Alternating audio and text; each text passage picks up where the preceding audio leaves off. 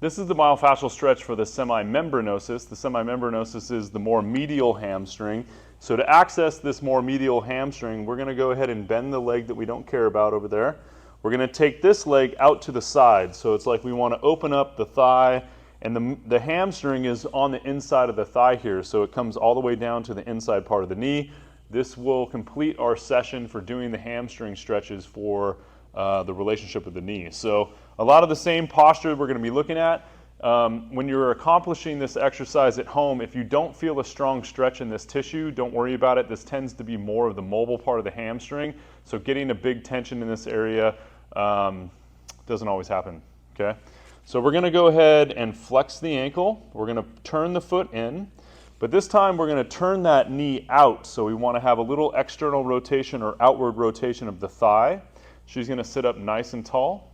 As she sits up nice and tall, we're going to think about sticking that tail out again. So we want to turn that pelvis like we're dumping the pelvis forward and sticking the tail out. We're going to try to pull that sit bone back again on this side. As we push it back, we're going to press that heel forward. So we're going to do that same separation between the pelvis and the heel to try to elongate through that leg.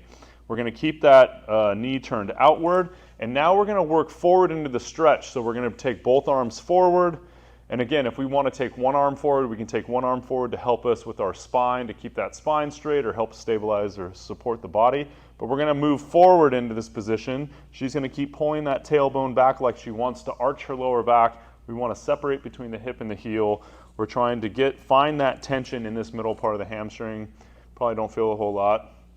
The last thing we want to think about is like, if we want to take this shin bone and turn it more open than the rest of the leg, that will usually add a little bit more tension in there as we try to separate between the heel and the hip, lengthen through the spine, and then trying to find that position forward to try to find that tension of that stretch.